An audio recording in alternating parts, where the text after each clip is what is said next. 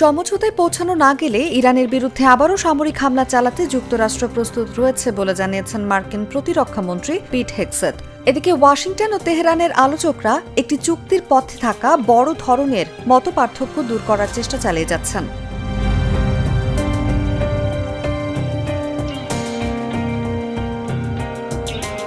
শনিবার সিঙ্গাপুরে বক্তব্য দিতে গিয়ে হেগসেথ বলেন, প্রয়োজনে আবারও অভিযান শুরু করার সক্ষমতা আমাদের রয়েছে, আমরা তার জন্য পুরোপুরি প্রস্তুত। তিনি আরও বলেন, আমাদের অস্ত্র ভান্ডার এই ধরনের অভিযানের জন্য যথেষ্ট উপযুক্ত। শুধু ওই অঞ্চলে নয়, বিশ্বের অন্যান্য স্থানেও আমাদের প্রয়োজনীয় সক্ষমতা রয়েছে। এই দিক থেকে আমরা খুবই শক্ত অবস্থানে আছি।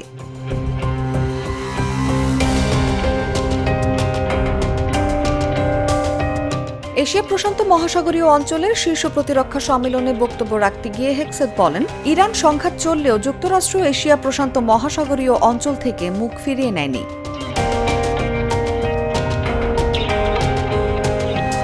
তিনি বলেন, আমরা একই সময়ে একাধিক কাজ করতে পারি। আমাদের প্রতিরক্ষা শিল্প ভিত্তিকে দ্রুত সম্প্রসারণ করা হচ্ছে, যাতে খুব শিগগিরই অস্ত্র ও গোলা বারুদের উৎপাদন 2-3 এমনকি 4 গুণ পর্যন্ত বাড়ানো যায়।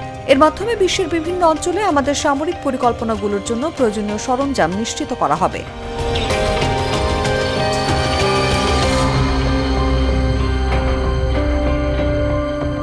পেন্টাগন প্রধান জানান, প্রেসিডেন্ট ডোনাল্ড ট্রাম্প ধৈর্যশীল অবস্থান বজায় রেখেছেন এবং এমন একটি চমৎকার চুক্তি করতে চান যা নিশ্চিত করবে যে ইরান কখনো পারমাণবিক অস্ত্র অর্জন করতে না পারে। শুক্রবার ট্রাম্প বলেন, ইরান যুদ্ধের অবসান ঘটানোর একটি প্রস্তাব নিয়ে তিনি হোয়াইট হাউসের নিরাপদ বৈঠক কক্ষে চূড়ান্ত সিদ্ধান্ত নেবেন।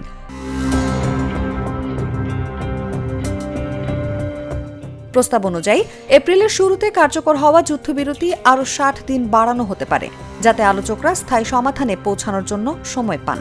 গত 28 ফেব্রুয়ারি যুক্তরাষ্ট্র ও ইসরায়েলের শুরু করা যুদ্ধে মূলত ইরান ও লেবাননে হাজারো মানুষের প্রাণহানি ঘটেছে।